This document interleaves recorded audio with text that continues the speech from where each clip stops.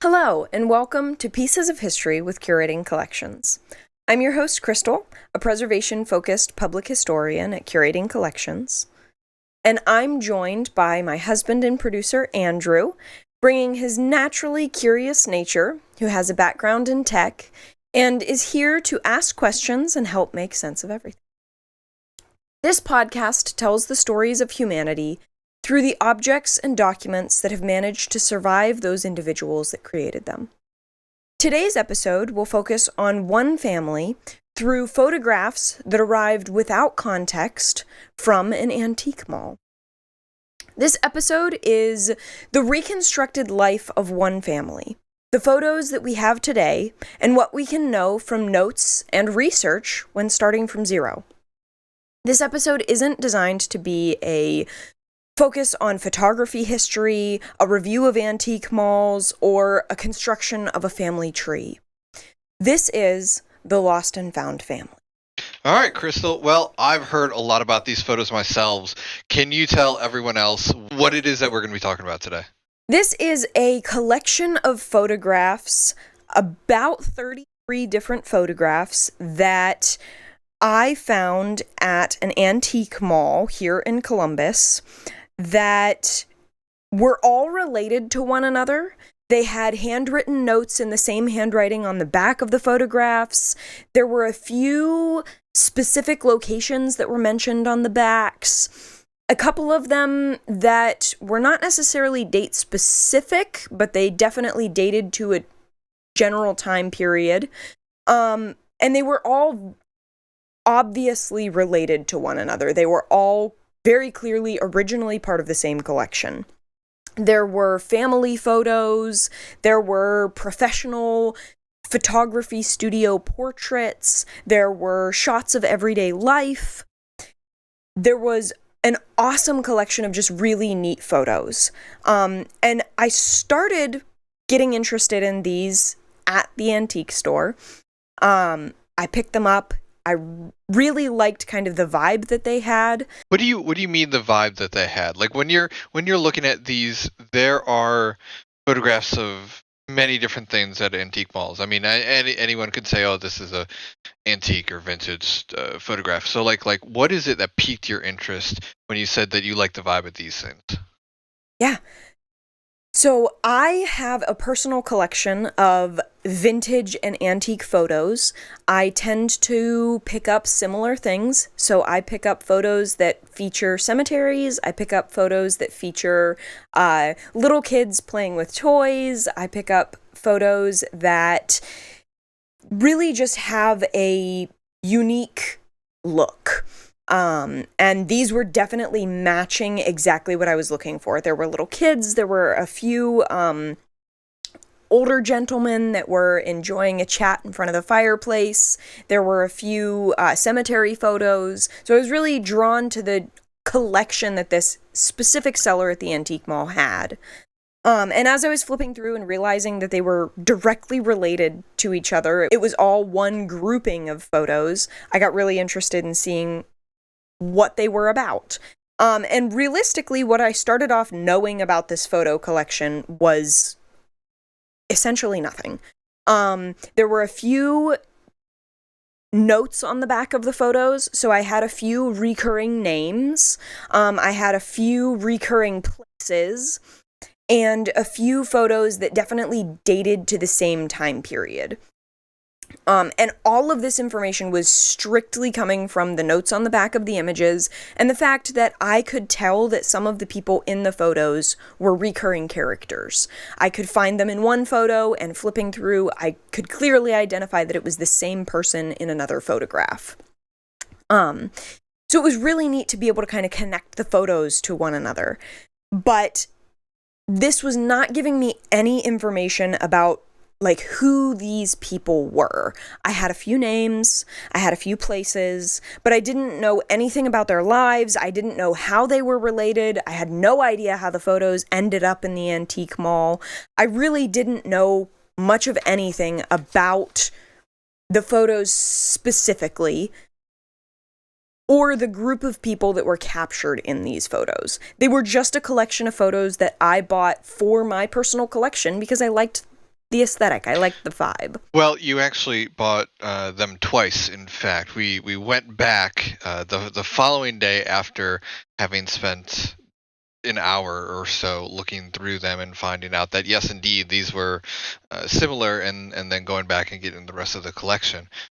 So what were you able to find out after that initial evening? How do we find out? How do we do the research on where they came from, who they were, and their place in history? So the cool part about these photos was I had just enough to kind of get me started. The photos had lost the context of where and who they were without research, but there was enough bits and pieces to put a story together of photos and words, building it out with records that I could find and databases and information that I could look into. So from the backs of the photos, I was able to determine that the family name for this collection was the Bonnell family. And one of the photos was marked with a photography studio in Michigan. It was the George Bonnell Photography Studio. From there, I was actually able to find a record for a George H. Bonnell in Michigan through Find a Grave, which is an absolutely amazing free resource for cemetery records, for locations of cemeteries. Sometimes they even have the locations of specific stones inside cemeteries. It's absolutely incredible. They have millions of records available online. They have a great set of volunteers who do a lot of the work for uploading, updating, transcribing, all of the stuff that goes into that. So that's where I was able to start. I found George Bonnell's gravestone. And from there, I was able to find out a little bit more about him. I was able to learn that he was born on April 15th, 1855 in Michigan, to parents who were from New Jersey. And I was also able, through Find a Grave, to find out that he was buried with his wife, Mary.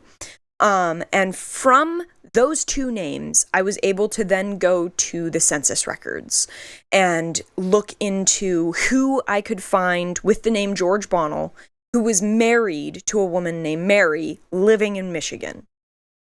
So I was able to track down the census records through Family Search, which makes it really, really easy. Another free resource for doing research on census records and family history. And from there, I was able to get census information about them, figure out that they were living in 4 different cities in Michigan throughout their lives. I was able to locate a source that talked about local Michigan history and that specifically discussed photography and the history of photographers in Michigan. And from there, I was able to learn that George had been a photographer from 1887 to 1931. In 4 different cities in Michigan. I also got to learn a little bit more about his family. Him and his wife, Mary, had 4 children, the oldest of which would go on to have his own daughter named Rachel. And Rachel became an important character in this story because that was one of the few names that I was finding often on the back of the photographs. Why were you finding that name often on the back of the photographs? I'm glad you asked. There were a lot of sticky notes on the back of these photos that discussed, like, Rachel thinks this is Uncle Leslie, or Rachel is fairly confident that this is Aunt Iva, or Rachel says this is Grandpa Bonnell. So Rachel was the person identifying the people in these photos. She was someone taking the time to identify these for someone else. So because of the notes and the memories that Rachel had, I was able to start the research on this family. Without that specific information that she provided, I wouldn't have even had a starting place for a lot of these photos. Seeing how she fit into this family was really neat as I'm going through and I'm looking through these records and I'm learning about her father, Roy, and I'm learning about her aunts and uncles. She had 2 uncles and an aunt. So George and Mary had in total 3 sons and a daughter, their youngest of which was Crawford Jacob, who elected to serve in the National Guard in the early 20th century and was called up on September 16th, 1917, to train and serve in France for World War I. And on July 31st of 1918, Crawford was severely wounded at Chateau Thierry and died on December 19th, 1918. The letter that the Bonnells got stated that the wound that Crawford received had been severe. Crawford had actually sent a letter to his family afterwards stating that he was feeling better and he thought he was doing well. I don't have the death record information, so I don't know exactly what killed Crawford, but it's likely that it was infection from the wounds that he received in battle. And he was buried in France. So he was an American soldier buried in an American cemetery abroad after World War I, and 10 years later would actually be exhumed and reburied here in the United States in Arlington National Cemetery. And after experiencing the death of his son, George Bonnell continued to be a photographer in Michigan. He operated a photography studio until his death in September of 1931 in Ingham County, Michigan, the same county that he was born in. George's story of love, loss, and life is incredible. Being able to see the family that he built, the profession that he created, the life that he built for himself and his family was, through the lens of these photographs, was an incredibly interesting piece of history that I had zero idea about. I couldn't have even told you where Ingham County, Michigan was prior to this collection, and suddenly I'm finding myself tearing up at the thought of this family losing their loved one to a war, and that being the end of it. He didn't come home after the war. He was buried in France for 10 years before even his body was returned to the country. It was a beautiful record that I was uncovering. Well, and that would be something that the family historian would have. And in this case, Rachel, the family historian, the one who kept track of all the stories, the one who kept track of everything that got retold every Christmas at the get-togethers, and with her passing, that's something that we no longer have. Exactly. Because I was able to find Rachel's obituary, I was able to find her gravesite as well. So I know that the information that was passed down through families to her as that apparent receptacle for that information is also lost. There are unrecorded materials that I don't have a connection to anymore, that seemingly no one has a connection to anymore. It's a lack of being able to go and ask these individuals, are there stories that you were told growing up? Are there things that were passed down to you that relate to this individual? Were you told about your Uncle Crawford while you were growing up? Was Aunt Iva and her husband an integral part of your life? Do you have memories? Do you have stories? Do you have more photos, diaries, records? Because with the loss of that person, if there's no one to take up that torch, it ends up in places like antique malls, estate sales, antiquities dealers, and it ends up in the hands of people who think it's interesting. The reason I picked up the photo in the first place is because it looked cool. The first photo I picked up was a beautiful old Victorian home in Lapeer, Michigan. I'd never heard of Lapeer, Michigan, but the house was gorgeous and the photo stuck out to me. So if you were the new family historian for the Bonnell family, right, how would you showcase both everything that's going on in the background, as well as the details of this specific family? Like how are you bringing the story of why this still matters? That's a great question.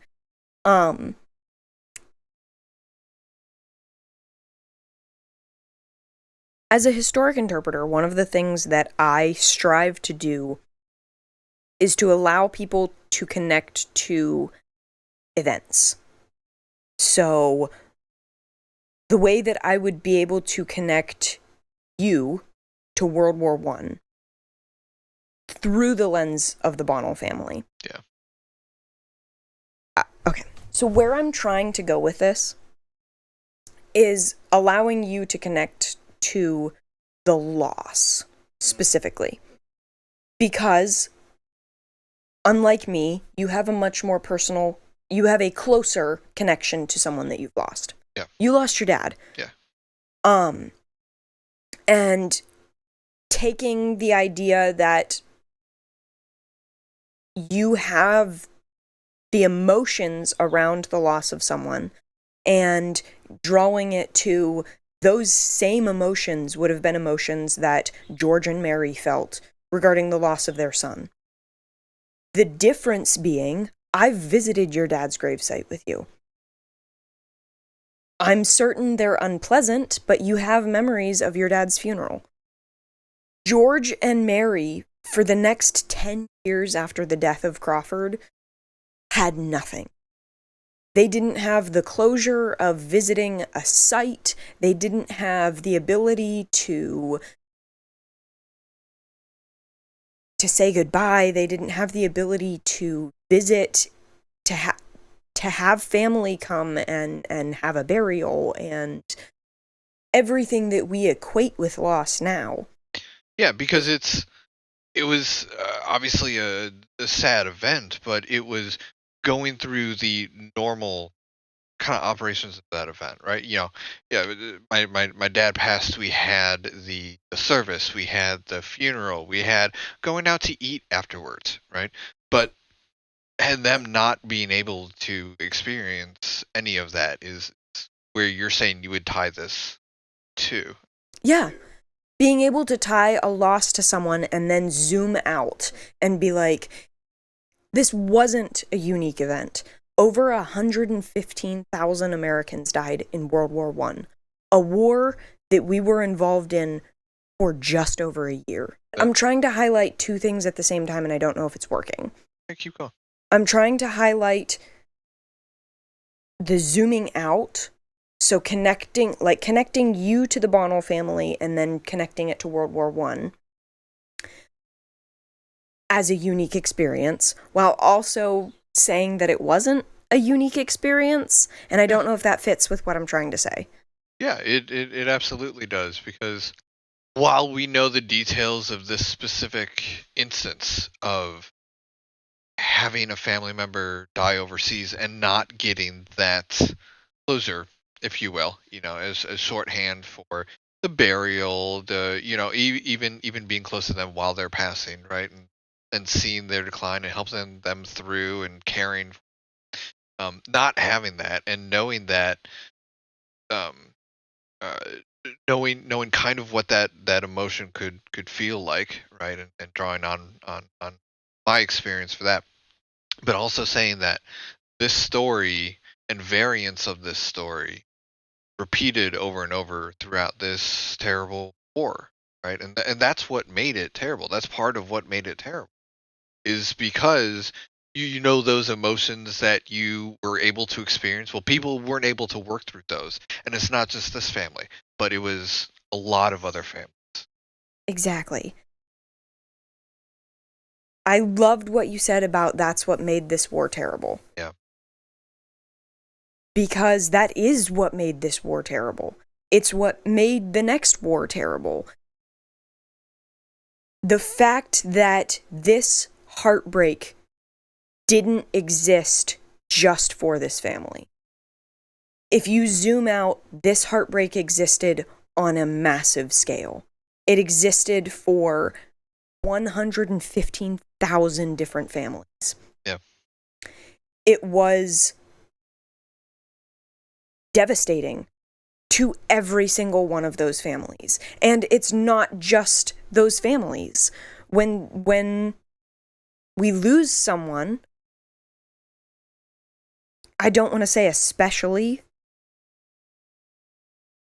but but especially because of his age. He was a young man who had the rest of his life ahead of him.